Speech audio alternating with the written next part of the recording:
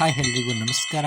ಇನ್ನೂ ಯಾರೆಲ್ಲ ನನ್ನ ಚಾನಲ್ ಸಬ್ಸ್ಕ್ರೈಬ್ ಮಾಡಿಲ್ಲ ಅಂದರೆ ದಯವಿಟ್ಟು ಸಬ್ಸ್ಕ್ರೈಬ್ ಮಾಡ್ಕೊಳ್ಳಿ ಅಂತ ಹೇಳ್ತಾ ಇವತ್ತಿನ ಭಾಳ ಇಂಪಾರ್ಟೆಂಟ್ ಆಗಿರ್ತಕ್ಕ ವಿಡಿಯೋನ ಅಪ್ಲೋಡ್ ಮಾಡ್ತೀನಿ. ಸೊ ನೋಡಿ, what next after SSLC secondary school leaving certificate, 10ನೇ ತರಗತಿ ನಂತರ ಮುಂದೇನು? ಸೊ ಈ ಕನ್ಫ್ಯೂಷನ್ಸ್ ಮಕ್ಕಳಿಗೆ ಮತ್ತು ಆ್ಯಸ್ ಎ ಪೇರೆಂಟ್ಸ್ ಎಲ್ರಿಗೂ ಸಹ ತುಂಬಾ ಇರುತ್ತೆ. Because after the 10th standard ನಮಗೆ ತುಂಬ ಡಿಫ್ರೆಂಟ್ ಆಗಿರ್ತಕ್ಕಂಥ ಕೋರ್ಸ್ಗಳಿದೆ. ಸೊ ನಿಮ್ಮ ಮಕ್ಕಳ ಭವಿಷ್ಯದ ಬಗ್ಗೆ ನಿಮಗೆ ಕಾಳಜಿ ಇದ್ದರೆ ದಯವಿಟ್ಟು ಈ ವಿಡಿಯೋವನ್ನು ನೋಡಿ. ಮತ್ತು ಮಕ್ಕಳು ಸಹ ನೀವು ಏನನ್ನು ನೆಕ್ಸ್ಟ್ ಓದಬೇಕು ಅಂತಕ್ಕಂಥ ಇಂಟ್ರೆಸ್ಟ್ ಇದೆ ಅದರ ಬಗ್ಗೆ ನಾನು ಅಪ್ಡೇಟ್ ಮಾಡ್ತಾ ಹೋಗ್ತೀನಿ. ನೋಡಿ, science, arts, commerce, diploma, ITI, some other courses ಯಾವುದು ಸೂಕ್ತ? So which is very best, which is suitable for your child? So that is very important. Depend upon the talent. ನಿಮ್ಮ ಮಗುವಿನ ಟ್ಯಾಲೆಂಟ್ ಮೇಲೆ ನೀವು ಕೋರ್ಸನ್ನು ಕೊಡಿಸ್ಬೇಕಾಗುತ್ತೆ. ಯಾವ ಕೋರ್ಸ್ ಕೊಡಿಸ್ಬೇಕು? ಇದು ಸೈನ್ಸ್, ಆರ್ಟ್ಸ್, ಕಾಮರ್ಸ್, ಡಿಪ್ಲೊಮಾ ಯಾವ್ದು ಬೆಸ್ಟು? ಅದರ ITI ಬೆಸ್ಟ್ ಇದೆಯಾ? ಯಾವುದು? ನಿಮ್ಮ ಒಪಿನಿಯನ್ ನೀವು ತಿಳಿಸಿ, ನನ್ನ ಒಪಿನಿಯನ್ ನಾನು ತಿಳಿಸ್ತೀನಿ. ಯಾವುದೇ ಕಾರಣಕ್ಕೂ ಯಾವುದೇ ಕನ್ಫ್ಯೂಷನ್ಸ್ ಬೇಡ. ಇವತ್ತು 3 ಆರ್ಟ್ಸ್, ಸೈನ್ಸ್, ಕಾಮರ್ಸ್ ಯಾವುದು ಬೆಸ್ಟು, ಯಾರು ಯಾವುದನ್ನು ತಗೊಳ್ಬೇಕು ಅನ್ನೋದನ್ನು ನಾನು ಹೇಳ್ತಾ ಹೋಗ್ತೀನಿ. ಸೊ ದಯವಿಟ್ಟು ಇದನ್ನು ಫುಲ್ ವಿಡಿಯೋವನ್ನು ಗಮನವಿಟ್ಟು ಕೇಳಿ. ಸೊ ಮೊದಲಿಗೆ ನಾನು ಹೇಳ್ತಕ್ಕಂಥದ್ದು 10th ಸ್ಟ್ಯಾಂಡರ್ಡ್ ಆದಮೇಲೆ ಯಾವ ಕೋರ್ಸ್ ಇದೆ ಅದು ಭಾಳ ಮುಖ್ಯ. ಯಾಕಂದರೆ ಎಷ್ಟೋ ಪೇರೆಂಟ್ಸ್ಗೆ ಮಕ್ಕಳಿಗೆ ಅದ್ರ ಬಗ್ಗೆ ಐಡಿಯಾನೇ ಇರೋದಿಲ್ಲ. ಸೊ ಬಹಳ ಇಂಪಾರ್ಟೆಂಟ್ ಆಗಿರ್ತಕ್ಕಂಥದ್ದು ನೋಡಿ, ಆಫ್ಟರ್ ದ 10th ಸ್ಟ್ಯಾಂಡರ್ಡ್ ಯಾವ್ಯಾವ ಕೋರ್ಸ್ ಇರುತ್ತೆ ಅಂದರೆ the first arts, commerce, science, diploma and paramedical and others. ಇಷ್ಟು ಕೋರ್ಸ್ಗಳನ್ನ ನಾವು ಆಫ್ಟರ್ ದ 10th ಸ್ಟ್ಯಾಂಡರ್ಡ್ ನೋಡ್ತೀವಿ. ಸೊ ಐದರ್ ಆರ್ಟ್ಸನ್ನು ತೊಗೊಳ್ಬೋದು, ಇಲ್ಲ ಕಾಮರ್ಸನ್ನು ತೊಗೊಳ್ಬೋದು, ಇಲ್ಲ ಸೈನ್ಸನ್ನು ತೊಗೊಳ್ಬೋದು, ಅಥವಾ ಡಿಪ್ಲೊಮೊವನ್ನು ತೊಗೋಬೋದು. ಅದು ಬೇಡ ಅಂದರೆ ಸೊ ಪ್ಯಾರಾಮೆಡಿಕಲ್ ಕೋರ್ಸ್ ಅಂತಕ್ಕಂಥದ್ದು ಇರುತ್ತೆ, ಅದನ್ನು ತೊಗೊಳ್ಬೋದು. ಇವೆಲ್ಲ ಬೇಡ, ಅದರ್ಸ್ ಕೋರ್ಸ್ ಏನು ಅನ್ನೋದನ್ನು ನಾನು ನೋಡ್ತಾ ಹೋಗೋಣ. ಇವತ್ತಿನ ವೀಡಿಯೋದಲ್ಲಿ ಆರ್ಟ್ಸ್, ಕಾಮರ್ಸ್, ಸೈನ್ಸ್ ಬಗ್ಗೆ ಮಾತ್ರ ನಾನು ಹೇಳ್ತೀನಿ. ಸೊ ಮುಂದಿನ ವೀಡಿಯೋಗಳಲ್ಲಿ ನಾನು ಡಿಪ್ಲೊಮಾ ಬಗ್ಗೆ ಅಥವಾ ಪ್ಯಾರಾಮೆಡಿಕಲ್ ಬಗ್ಗೆ ಅಥವಾ ಅದರ್ಸ್ ಬಗ್ಗೆ ನಾನು ಹೇಳ್ತಾ ಹೋಗ್ತೀನಿ. ಯಾಕಂದರೆ ಸೊ ಸಮಯದ ಅಭಾವ, ಕೇವಲ 10 ನಿಮಿಷದಲ್ಲಿ ನಾನು ಅಷ್ಟನ್ನು ಹೇಳಲಿಕ್ಕಾಗಲ್ಲ. ಆದರೂ ನಾನು ಪ್ರಯತ್ನವನ್ನು ಮಾಡಿ ಆರ್ಟ್ಸ್, ಸೈನ್ಸ್, ಕಾಮರ್ಸ್ ಬಗ್ಗೆ ಹೇಳ್ತೀನಿ. ಎಷ್ಟು ವರ್ಷ ಇರುತ್ತೆ ಆರ್ಟ್ಸು, ಮತ್ತು ಯಾವ್ಯಾವ ಕಾಂಬಿನೇಷನ್ಸ್ ಇರುತ್ತೆ, ಹೇಗೆಲ್ಲ ತಯಾರಿ ನಡೆಯಬೇಕು, ಮತ್ತು PUC ಆದ ನಂತರ ಯಾವುದನ್ನು ಓದಬೇಕು, ಯಾವುದರ ಜಾಬ್ ಸಿಗುತ್ತೆ, ಇಷ್ಟ್ರ ಬಗ್ಗೆ ನಾನು ಅಪ್ಡೇಟ್ ಮಾಡ್ತಾ ಹೋಗ್ತೀನಿ. ಈಗ ಮೊದಲಿಗೆ ನಾವು ತಗೊಳ್ತಕ್ಕಂಥದ್ದು after the 10th standard arts. So arts ಕನ್ನಡದಲ್ಲಿ ನಾವು ಕಲಾ ವಿಭಾಗ ಅಂತ ನಾವು ಕರಿತಾ ಹೋಗ್ತೀವಿ. ಈ ಕಲಾ ವಿಭಾಗವನ್ನು ಯಾರು ತಗೊಳ್ಬೇಕು? ಆರ್ಟ್ಸನ್ನು, ಕಾಮರ್ಸನ್ನು ಯಾರು ತಗೊಳ್ಬೇಕು ನೋಡೋಣ. ನೋಡಿ, ಆರ್ಟ್ಸ್ ಅಂತಕ್ಕಂಥದ್ದು 2 ಇಯರ್ಸ್ ಕೋರ್ಸ್, ಎಲ್ರಿಗೂ ಗೊತ್ತಿದೆ. ಸೆಕೆಂಡ್ PUC 11th ಅಂತ ಏನಿದೆ, 12th ಅಂತ ಎರಡಿದೆ. ನೋಡಿ, ಇದನ್ನು ಡ್ಯೂರೇಷನ್ ಬಂದು 2 ಇಯರ್ಸ್ ಇರುತ್ತೆ. ಸೊ ಇದರ ಸಬ್ಜೆಕ್ಟ್ ಎಕನಾಮಿಕ್ಸ್, ಹಿಸ್ಟ್ರಿ, ಹಾಗೆ ನಿಮಗೆ political science, so geography, sociology, psychology, ಹಾಗೆ ಬಂದಾಗ ರಿಲಿಜಿಯನ್, ಲ್ಯಾಂಗ್ವೇಜ್, ಇವನ್ ಕಂಪ್ಯೂಟರ್ ಸಹ ಇರುತ್ತೆ. ಯಾವುದರಲ್ಲಿ? ಆರ್ಟ್ಸ್ ಅಂತಕ್ಕಂಥದ್ರಲ್ಲಿ. ಸೊ ಇದರಲ್ಲಿ ಬಂದಾಗ ನಾವು ಈಸಿ ಆರ್ ಟಫ್, ನಿಜವಾಗ್ಲೂ ಇದು ಬಂದರೆ ಈಸಿ ಆರ್ ಟಫ್ ಅನ್ನೋದು ನಿಜವಾಗ್ಲೂ ಈಸಿ, ಅಷ್ಟು ಏನು ಕಷ್ಟ ಅಂತಕ್ಕಂಥದ್ದು ಇರೋದಿಲ್ಲ. ಸೊ ಇದನ್ನು ಯಾರೆಲ್ಲ ತೊಗೊಳ್ಬೋದು ಅಂದರೆ, ಸೊ ಯಾರು 40%ಇಂದ 99% ತನಕ ತೊಗೊಂಡ್ರೆ ಯಾರು ಬೇಕಾದ್ರೂ ಈ ಒಂದು ಕೋರ್ಸನ್ನು ತೊಗೊಳ್ಬೋದು. There is no any restriction ಅಂತಲೇ ಹೇಳ್ಬೋದು. ತುಂಬ ಸುಲಭವಾಗಿರ್ತಕ್ಕಂಥದ್ದು. ಅದರಲ್ಲೂ ನಮ್ಮ ಕರ್ನಾಟಕದಲ್ಲಿ ಸ್ಟೇಟ್ ಬೋರ್ಡ್ ಮಕ್ಕಳು ಮೆಜಾರಿಟಿ 70% ಆಫ್ ಸ್ಟೇಟ್ ಬೋರ್ಡ್ ಮಕ್ಕಳು 11th ಆ್ಯಂಡ್ 12th ಆರ್ಟ್ಸ್ಗೆ ಹೋಗ್ತಾರೆ. ಅದರಲ್ಲೂ ಕನ್ನಡ ಮೀಡಿಯಮಲ್ಲಿ ಓದಿರ್ತಕ್ಕಂಥದ್ದು ಜಾಸ್ತಿ ಹೋಗ್ತಾರೆ. ರಿಮೇನಿಂಗ್ 30% ಏನಿದ್ದಾರೆ ಅವರು ಕಾಮರ್ಸ್ ಬ್ಯಾಕ್ಗ್ರೌಂಡ್ ಮತ್ತು ಸೈನ್ಸ್ ಬ್ಯಾಕ್ಗ್ರೌಂಡ್ಗೆ ಹೋಗ್ತಾರೆ. ಯಾಕೆ ಹೇಳ್ತಾ ಇದ್ದೀನಿ ಅಂದರೆ, ಆರ್ಟ್ಸ್ ಅನ್ನೋದು ಕಲೆ. ಅಂದರೆ ನಾವು ಕನ್ನಡದಲ್ಲಿ ತುಂಬಾ ಬರಿಬೋದು, ಇವನ್ ಇಂಗ್ಲೀಷಲ್ಲೂ ಬರಿಬೋದು. ಕನ್ನಡ ಮೀಡಿಯಮಲ್ಲಿ ಓದಿರ್ತಕ್ಕಂಥ ಮಕ್ಕಳು ಜಾಸ್ತಿ ಕನ್ನಡದಲ್ಲೇ ಸೊ ಬರೀತಕ್ಕಂಥದ್ದು. ಮತ್ತು ಲೆಕ್ಚರ್ಸ್ಗಳು ಎಕ್ಸ್ಪ್ಲನೇಷನ್ ಏನಿರುತ್ತೆ ಮೆಜಾರಿಟಿ ಕನ್ನಡದಲ್ಲಿರುತ್ತೆ. ನೋಡಿ, ನಾನು ಆಲ್ರೆಡಿ ಹೇಳಿದೆ, economics, history, political science, geography, sociology, Hindi, computer science, ಹಾಗೆ ಫಿಲಾಸಫಿ ಮತ್ತು ರಿಲಿಜನ್ ಲ್ಯಾಂಗ್ವೇಜ್. ಅಂದರೆ ನೀವು ರಿಲಿಜನ್ ಕರ್ನಾಟಕದಲ್ಲಿ ಬಂದಾಗ ಸೊ ಕನ್ನಡ ಅಂತಕ್ಕಂಥದ್ದು ಏನಿದೆ ಕಂಪಲ್ಸರಿ ಅಂತಕ್ಕಂಥದ್ದು second language. The first language ಬಂದಾಗ ಆ್ಯಸ್ ಯೂಶುವಲ್ ನಮಗೆ ಇಂಗ್ಲೀಷ್ ಅಂತಕ್ಕಂಥದ್ದು ನಾವು ನೋಡ್ತಾ ಹೋಗ್ತೀವಿ. ಸೊ ಇದಿಷ್ಟು ಸಹ ಆರ್ಟ್ಸ್ ಬಗ್ಗೆ ಆಯಿತು. ಈಗ ನಿಮಗೆ ಗೊತ್ತಾಯಿತು ಎಷ್ಟು ವರ್ಷ ಆರ್ಟ್ಸನ್ನು ಓದಬೇಕು ಮತ್ತು ಯಾವ್ಯಾವ ಕಾಂಬಿನೇಷನ್ಸ್ ಇರುತ್ತೆ ಅಂತ.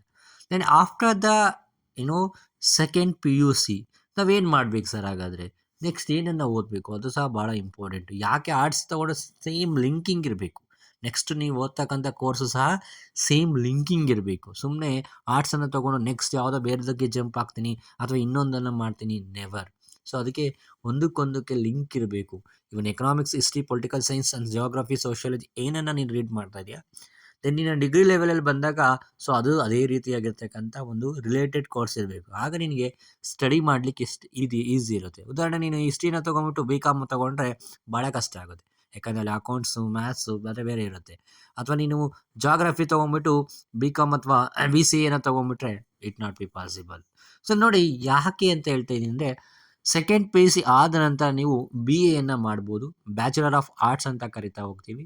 ದೆನ್ ಕಲಾ ವಿಭಾಗದಲ್ಲಿ ಬ್ಯಾಚುಲರ್ ಆಫ್ ಆರ್ಟ್ಸ್ ಅಂದರೆ BAನಲ್ಲೂ ಸಹ ನಿಮಗೆ ಡಿಫ್ರೆಂಟ್ ಆಗಿರ್ತಕ್ಕಂಥ ಕೋರ್ಸ್ಗಳು ಸಿಗುತ್ತೆ. ಅದರಲ್ಲೂ ಸಹ ನಿಮಗೆ ಆಬ್ವಿಯಸ್ಲಿ ಜರ್ನಲಿಸಮ್ ಇರುತ್ತೆ, ಅಥವಾ ಸೊ ಎನಿ ರಿಲಿಜನ್ ಲ್ಯಾಂಗ್ವೇಜ್ ಅಂತಕ್ಕಂಥದ್ದು ನೋಡ್ತಾ ಹೋಗ್ತೀವಿ. ಉದಾಹರಣೆ ನಾನು ಹೇಳ್ತೀನಿ, HSK history, sociology, Kannada.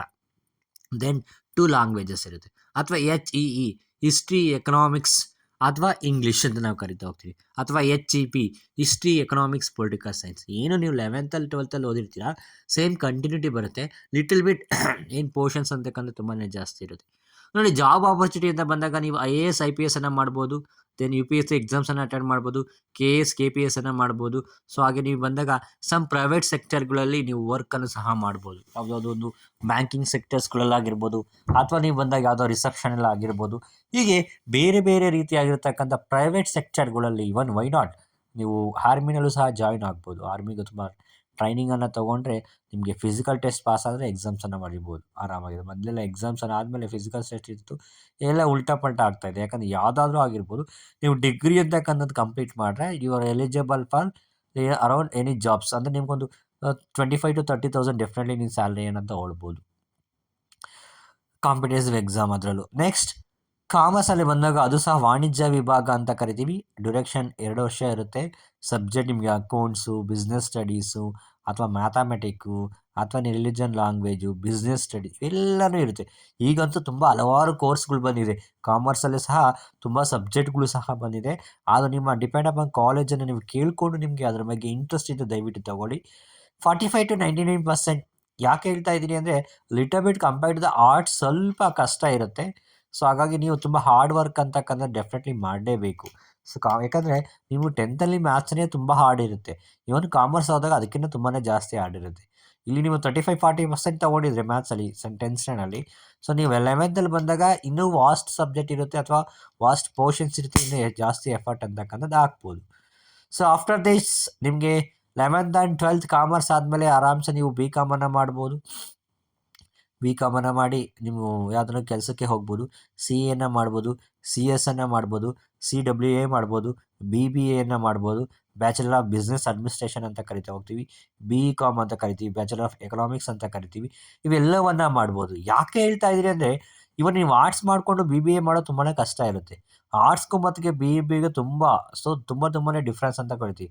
So ಪೂರ್ವ ಪಶ್ಚಿಮ ಇದ್ದಂಗೆ. ಹಾಗಾಗಿ ಒಂದಕ್ಕೊಂದು ಅಷ್ಟು ಈಸಿ ಅಲ್ಲ. ಮತ್ತು ನೀವು ಆರ್ಟ್ಸನ್ನು ಮಾಡಿ CAನ ಮಾಡ್ತೀವಿ ಅಂದರೆ ತುಂಬಾ ಕಷ್ಟ. ಆಗಲ್ಲ ಅಂತಲ್ಲ, ಕಷ್ಟಕ್ಕೂ ಆಗಲ್ಲ ಅನ್ನೋದಕ್ಕೂ ತುಂಬ ಡಿಫ್ರೆನ್ಸ್ ಅಂತಕ್ಕಂಥದ್ದಿದೆ. ಸೊ ದಯವಿಟ್ಟು ಪೋಷಕರು ಮತ್ತು ಮಕ್ಕಳು ಯೋಚನೆ ಮಾಡಬೇಕು. ಯಾವುದಾದ್ರೂ ಒಂದು ವೇನಲ್ಲಿ ನೀವು ಪ್ರಾಪರಾಗಿ ಹೋಗಬೇಕು. 2-3 ವೇನಲ್ಲಿ ಹೋಗ್ತೀನಿ ಅಂದರೆ ಇಟ್ ನಾಟ್ ಬಿ ಪಾಸಿಬಲ್. ಅರ್ಥ ಆಗ್ತಾ ಇದೆಯಾ? ಹಾಗಾಗಿ ಸ್ವಲ್ಪ ಯೋಚನೆಯನ್ನು ಮಾಡಿಬಿಟ್ಟು ನೀವು ಕೋರ್ಸನ್ನು ತೊಗೊಳ್ಳಿ. ಸೊ ಯಾರೆಲ್ಲ ಇನ್ನೂ ಕಾಮರ್ಸನ್ನು ತೊಗೊಂಡು BCOMನ್ನು ತೊಗೊಳ್ತೀವಿ, ಒಳ್ಳೊಳ್ಳೆ ಜಾಬ್ ಆಪರ್ಚುನಿಟಿ ಅಂತಕ್ಕಂಥದ್ದು ಅದರಲ್ಲೂ ಸಹ ಸೇಮ್ ನಾನು ಹೇಳಿದೆ. So IAS IPSನ್ನು ಬರೀಬೋದು. ಹಾಗೆ ಯಾವುದಾದ್ರೂ ಬ್ಯಾಂಕ್ ಸೆಕ್ಟರ್ಗಳಲ್ಲಿ ಒಳ್ಳೆ ಜಾಬ್ ಅಂತಕ್ಕಂಥದ್ದು ನೀವು ಮಾಡ್ಬೋದು. ತುಂಬ ವ್ಯಾಲ್ಯೂ ಅಂತಕ್ಕಂಥದ್ದಿದೆ. ದಯವಿಟ್ಟು ಸ್ವಲ್ಪ ಫಾಲೋ ಅಪ್ ಮಾಡಿ. ನೋಡಿ ಅಕೌಂಟ್ಸ್ ಆಗಿರ್ಬೋದು, ಹಾಗೆ ನಿಮ್ಮ ಫೈನಾನ್ಷಿಯಲ್ ಅನಲಿಸ್ಟ್ ಆಗಿರ್ಬೋದು, ಅಥವಾ UPSC KPSC ಪ್ರೈವೇಟ್ ಸೆಕ್ಟರು, ಇವೆಲ್ಲ ರೀತಿಯ ಕೆಲಸಗಳು ನಿಮಗೆ ಸಿಗುತ್ತೆ. When you are getting good marks, when you have a more interest, when you are getting a more interest and like ಅದರಲ್ಲೂ ಸಹ ಸುಮ್ಮನೆ ಬರೋದಿಲ್ಲ. ಈಗ ನೋಡಿ ಉದಾಹರಣೆಗೆ ನೀವೊಂದು ಟ್ಯಾಲಿಯನ್ನು ಕಲ್ತ್ಕೊಂಡು ಅಕೌಂಟ್ ಸೆಕ್ಷನ್ ತುಂಬ ಇದ್ದೀರಾ ಅಂದರೆ, ನಿಮಗೆ ಡಿಗ್ರಿ ಆದಮೇಲೆ 30 to 35 ಸ್ಯಾಲ್ರಿ ಸಿಗುತ್ತೆ ಒಳ್ಳೆ ಕಂಪ್ನಿನಲ್ಲಿ ನಿಮಗೇನಾದರೂ ಜಾಬ್ ಆದರೆ. ಹಾಗಾಗಿ ದಯವಿಟ್ಟು ಓದ್ತೀರಾ, ಓದೋದನ್ನು ತುಂಬಾ ಇಂಟ್ರೆಸ್ಟ್ ಕೊಟ್ಟು 100% ಎಫರ್ಟಲ್ಲಿ ಹಾರ್ಡ್ ವರ್ಕನ್ನು ಮಾಡಿಕೊಂಡು ಮಾರ್ಕ್ಸನ್ನು ಗಳಿಸ್ಕೊಳ್ಳಿ. ಸುಮ್ಮನೆ ನಾನು ಓದ್ತಾ ಇದ್ದೀನಿ, ಏನೋ ಓದಬೇಕು, ನೆವರ್. ನೀವು almost grown mindset. Definitely ಯಾರೂ ಫೇಲ್ ಆಗಲ್ಲ. 3 ಇಯರ್ಸ್ ಒಳಗೆ ಎಲ್ಲರೂ ಪಾಸ್ ಮಾಡ್ಕೊಳ್ತೀರಾ. Pass is not a important. Pass ಆಗಬೇಕಂಗಿದ್ದು ಸ್ಕೂಲ್ಗೆ ಹೋಗ್ಬಿಡಿ ಅಥವಾ ಕಾಲೇಜಿಗೆ ಹೋಗ್ಬಿಡಿ, ಬೇರೆ ಏನಾದರೂ ದಯವಿಟ್ಟು ಕೆಲಸವನ್ನು ಮಾಡಿ, ಅಥವಾ ಬೇರೆ ಬೇರೆ ಬಿಸ್ನೆಸ್ಸನ್ನು ಮಾಡಿ. 4 ಎಮ್ಮೆ ದನ ಕದ್ಕೊಂಡು ಸಹ ಪರವಾಗಿಲ್ಲ, ಯಾಕಂದ್ರೆ ತಪ್ಪೇನಿಲ್ಲ. ಸೊ ಯಾವುದೇ ಕೆಲಸವನ್ನು ನೀವು ಹಿಡಿದಾಗ ಆನೆಸ್ಟಾಗಿ, ಪ್ರಾಂಪ್ಟಾಗಿ 100% ಎಫೆಕ್ಟ್ ಅನ್ನತಕ್ಕಂಥದ್ದು ನೀವು ಕೊಟ್ಟರು ಮಾತ್ರ ಜೀವನದಲ್ಲಿ ಏನಾದರೂ ಸಾಧ್ಯ ಅದು ಸಾಧನೆಯನ್ನು ಮಾಡಲಿಕ್ಕೆ ಸಾಧ್ಯ ಆಗುತ್ತೆ. ಹಾಗಾಗಿ ದಯವಿಟ್ಟು ನೋಡಿ, ಯಾರೆಲ್ಲ BCom ತೊಗೊಳ್ತೀರಾ ಅಂತಕ್ಕಂಥದ್ದು ಇದೆಲ್ಲ ಸಹ ಜಾಬ್ ಆಪರ್ಚುನಿಟಿ ಅಂತಕ್ಕಂಥದ್ದು ಇದೆ. ದೆನ್ ಆಫ್ಟರ್ ಆರ್ಟ್ಸ್ ಆಯಿತು, ಕಾಮರ್ಸ್ ಆಯಿತು. ಈಗದು ತುಂಬ ಡಿಫ್ರೆಂಟ್ ಆಗಿರ್ತಕ್ಕಂಥ ನಾನು ಆಲ್ರೆಡಿ ಹೇಳಿದೆ ಸಬ್ಜೆಕ್ಟ್ಗಳಿದೆ. ಸ್ವಲ್ಪ ಯೋಚನೆ ಮಾಡಿ ಸಬ್ಜೆಕ್ಟ್ಗಳನ್ನ ತೊಗೊಳ್ಳಿ. ಎಲ್ಲವನ್ನು ಸಹ ಇಲ್ಲಿ ನಾನು ಅಪ್ಡೇಟ್ ಮಾಡಲಿಕ್ಕೆ ಆಗಿಲ್ಲ. ಸೈನ್ಸ್, ವಿಜ್ಞಾನ ಇದು ಸಹ 2 ವರ್ಷದ ಕೋರ್ಸ್. ಇದರಲ್ಲೂ ಸಹ ನಿಮಗೆ ನೋಡಿ PCMB physics and chemistry, maths, biology, PCMC computer science. ಅಥವಾ ನೀವು ನೋಡಿ ಇದು ತುಂಬಾ ಈಸಿ ಅಥವಾ ಟಫ್ ಅಂತ ಕೇಳಿದಾಗ ರಿಯಲಿ 20% ಈಸಿ, ಟಫ್ ಅಂತ ಬಂದಾಗ ನಾನು 80% ಅಂತಲೇ ಹೇಳ್ತಾ ಹೋಗ್ತೀನಿ. ಯಾಕಂದರೆ ನಾಟ್ ಈಸಿ. ಈಗ ನಾನು ತುಂಬ ಮಕ್ಕಳು ನೋಡಿದ್ದೀನಿ ಆರ್ಟ್ಸ್ ತೊಗೊಂಡಿರ್ತಕ್ಕಂಥದ್ದು ಸೈನ್ಸನ್ನು ತೊಗೊಂಡಿದ್ದಾರೆ. ತಪ್ಪು ಅಂತ ನಾನು ಹೇಳ್ತಾ ಇಲ್ಲ, ರಿಯಲಿ ತಪ್ಪು ಅಂತ ಹೇಳ್ತಾ ಇಲ್ಲ. ನೀವು 100% ಓದ್ತೀನಿ ಅಂತ ಅಟ್ಯಾಚ್ ಇದ್ದರೆ ಡೆಫಿನೆಟ್ಲಿ ತೊಗೊಳ್ಳಿ. ತುಂಬ ಮಕ್ಕಳು ಸಕ್ಸಸ್ ಆಗಿರೋ ಮಕ್ಕಳನ್ನ ನಾನು ತುಂಬ ಜನ ನೋಡಿದ್ದೀನಿ ಆರ್ಟ್ಸನ್ನು ತೊಗೊಂಡು. ಸೊ ಯಾಕಂದರೆ ಅವನು ಕನ್ನಡ ಮೀಡಿಯಮಲ್ಲಿ ಓದ್ಬಿಟ್ಟು ತುಂಬ ಚೆನ್ನಾಗಿ ಸ್ಕೋರಿಂಗ್ ಮಾಡಿರ್ತಾನೆ, ಡೈರೆಕ್ಟ್ ತೊಗೊಂಡೋಗಿ ಆರ್ಟ್ಸ್ಗೆ ಹಾಕ್ತಿರ ಓದಲಿಕ್ಕೆ ಆಗಲ್ಲ, ಫೇಲ್ ಆಗ್ತಾನೆ. ಸೊ ಯಾಕೆ ಅಂದರೆ ನೀವು ಹಾಕಿ ತಪ್ಪಿಲ್ಲ, ಅದಕ್ಕೆ ತಕ್ಕನಾಗೆ ಅವ್ರಿಗೆ ಬೇಕಾದ ಟ್ಯೂಷನ್ಸ್ ಆಗಿರ್ಬೋದು, ಸಪೋರ್ಟ್ ಆಗಿರ್ಬೋದು, ಆ್ಯಸ್ ಎ ಪೇರೆಂಟ್ಸ್ ನೀವು ಮಾಡಬೇಕಾಗುತ್ತೆ. ಸೊ ಯಾಕಂದರೆ ಇಟ್ಸ್ ನಾಟ್ ಅನ್ ಈಸಿ, ತುಂಬಾ ಕಷ್ಟ. ಕಷ್ಟ ಅಷ್ಟೇ, ನಾನು ಹೇಳ್ತಿರೋದು ಕಷ್ಟ ಕಷ್ಟ ಕಷ್ಟ. ಆಗಲ್ಲ ಅಂತ ಹೇಳ್ತಾ ಇಲ್ಲ, ಕಷ್ಟ. ಈ ಕಷ್ಟವನ್ನು ಕಷ್ಟಪಟ್ಟು ಮಾಡಿದ್ರೆ ಡೆಫಿನೆಟ್ಲಿ ಸೈನ್ಸನ್ನು ಸಹ ನೀವು ಓದ್ಬೋದು. ಸೊ ಯಾರು ಎಲ್ಲ ನೀವು ಸೈನ್ಸನ್ನು ಓದಿರ್ತೀರ, ಡಿಗ್ರಿನಲ್ಲಿ BSc ಇರುತ್ತೆ, ಬ್ಯಾಚಲರ್ ಆಫ್ ಸೈನ್ಸ್ ಅಂತಕ್ಕಂಥದ್ದು ಹೇಳ್ತಾ ಹೋಗ್ತೀವಿ. ಸೊ ಸೈನ್ಸನ್ನು ತೊಗೊಳ್ಬೋದು. 3 ವರ್ಷದ ಸೈನ್ಸ್ ಓದಿ ಆಮೇಲೆ ನೀವು MSCಯನ್ನು ಸಹ ಮಾಡ್ಬೋದು. ನೀವು ಯೋಚನೆ ಮಾಡಿ ನಿಮ್ಮ ಸಬ್ಜೆಕ್ಟ್ ಟೀಚರ್ ಹತ್ರ ಡಿಸ್ಕಷನ್ ಮಾಡಿ ಒಂದು ನಿರ್ಧಾರಕ್ಕೆ ಬನ್ನಿ. ನೋಡಿ, BSc ಬ್ಯಾಚಲರ್ ಆಫ್ ಸೈನ್ಸ್ ವಿಜ್ಞಾನ ವಿಭಾಗದಲ್ಲಿ ಪದವಿ ಅಂತ ನಾವು ಕರಿತಾ ಹೋಗ್ತೀವಿ. ಸೊ ಹಾಗೆ ಬಂದಾಗ ನಾವು BSc ನರ್ಸಿಂಗ್ ಇರುತ್ತೆ, BSc ಇನ್ ಕಂಪ್ಯೂಟರ್ ಸೈನ್ಸ್ ಇರುತ್ತೆ. Children, please decide properly before join any course. Especially I am telling to parents. As a parents, what is your duty? Just think and decide about your children mentality. Forcefully ನಾನು arts ಮಾಡ್ತೀನಿ ಅಂತ ತೊಗೊಂಡೋಗ್ಬಿಟ್ಟು ಸೈನ್ಸ್ಗೆ ಹಾಕ್ಬೇಡಿ. Science ತೊಗೊಂಡೋಗ್ಬಿಟ್ಟು ನೋಡಿ, ಯಾರೆಲ್ಲ degree complete ಆಗಿದೆ, BA, BCom, BSc ಇವರೆಲ್ಲ ಸಹ eligible to write the KPSC, IPS, IAS, IPS ಎಲ್ಲ ಎಕ್ಸಾಮ್ಸನ್ನು ಬರೀಬೋದು. They are eligible to write any exams. ಅದು ಬೇರೆ ಪ್ರಶ್ನೆ. ಸೊ ಜಾಬ್ ಅಂತ ಬಂದಾಗ ಮಾತ್ರ ಬೇರೆ ಇರುತ್ತೆ. ಡಿಗ್ರಿ ಅಂದಾಗ ಎಲ್ಲರೂ ಸಹ ಎಕ್ಸಾಮ್ಸನ್ನು ಬರೀಬೋದು. KSET ಆಗಿರ್ಬೋದು, NEET ಆಗಿರ್ಬೋದು, JEE ಆಗಿರ್ಬೋದು, ತುಂಬ ಚೆನ್ನಾಗಿ ಬೇಸ್ಮೆಂಟ್ ಇದೆ. ನೀವು MBBS ಮಾಡ್ಕೊಳ್ಬೋದು. ಸೊ ಹಾಗಾಗಿ ಯಾರೆಲ್ಲ ಪೇರೆಂಟ್ಸ್ ದಯವಿಟ್ಟು ಈ ವಿಡಿಯೋನ ನೋಡ್ತಾ ಇದ್ದೀರಾ, ನಿಮ್ಮ ಮಗುವಿನ ಬಗ್ಗೆ, ನಿಮ್ಮ ಮಗು ಏನನ್ನು ಓದಬೇಕು ಅನ್ನೋದ್ರ ಬಗ್ಗೆ ಸ್ವಲ್ಪ ಮಟ್ಟಿಗೆ ಆಲೋಚನೆಯನ್ನು ಮಾಡಿದ್ರೆ ಮುಂದೆ ಮಗು ಒಳ್ಳೆ ಕೆಲಸಕ್ಕೆ ಸೇರಿ ಉತ್ತಮವಾದ ಪ್ರಜೆ ಆಗೋದ್ರಲ್ಲಿ ಯಾವುದೇ ಡೌಟ್ ಇಲ್ಲ. ಮಗುವಿನ ಇಂಟ್ರೆಸ್ಟ್ ಮೇಲೆ ದಯವಿಟ್ಟು ನೀವು ಸೇರಿಸಿ. ಮಗುಗೆ ಇಂಟ್ರೆಸ್ಟೇ ಇಲ್ದಿರೋ ತೊಗೊಂಡೋಗಿ ನೀವೇನಾದರೂ ಸೇರಿಸಿದ್ದೀರಾ ಅಂದ್ಕೊಳ್ಳಿ, 90% ಪೇರೆಂಟ್ಸ್ ಹಾಗೆ ಮಾಡೋದು. ಮಗುಗೆ ಇಂಟ್ರೆಸ್ಟ್ ಇಲ್ಲದೇ ಸೇರಿಸ್ತೀರಾ, ದಯವಿಟ್ಟು ಆ ಥರ ಆಗೋದು ಬೇಡ. ಸೊ ಅದು ತುಂಬ ತಪ್ಪಾಗುತ್ತೆ, ಮಗು ಓದಲಿಕ್ಕೆ ಕಷ್ಟ ಆಗುತ್ತೆ. ಸೊ ಒಳ್ಳೆ ಜಾಬ್ ಅಪಾಯಿಂಟ್ಮೆಂಟು ಸಹ ಇರ್ತಕ್ಕಂಥದ್ದು ನೀವು ನೋಡ್ಬೋದು. ಪ್ರೈವೇಟ್ ಸೆಕ್ಟರ್ ಇದೆ, ಗೌರ್ಮೆಂಟ್ ಸೆಕ್ಟರಲ್ಲಿ ಒಳ್ಳೊಳ್ಳೆ ಜಾಬ್ ಆಪರ್ಚುನಿಟಿ ಇದೆ ಯಾರೆಲ್ಲ BScಯನ್ನು ಮಾಡಿದ್ದಾರೆ. ಸೊ ಇಷ್ಟು ಹೇಳ್ತಾ ಇವತ್ತಿನ ವೀಡಿಯೋನ ಮುಗಿಸ್ತಾ ಇದ್ದೀನಿ. ಇನ್ನೂ ಯಾರೆಲ್ಲ ನನ್ನ ಚಾನಲ್ನ ಸಬ್ಸ್ಕ್ರೈಬ್ ಮಾಡಿಲ್ಲ ಅಂದರೆ ದಯವಿಟ್ಟು ಸಬ್ಸ್ಕ್ರೈಬ್ ಮಾಡಿ ಅಂತ ಹೇಳ್ತಾ ಇವತ್ತಿನ ವೀಡಿಯೋನ ಮುಗಿಸ್ತಾ ಇದ್ದೀನಿ. ಧನ್ಯವಾದಗಳು.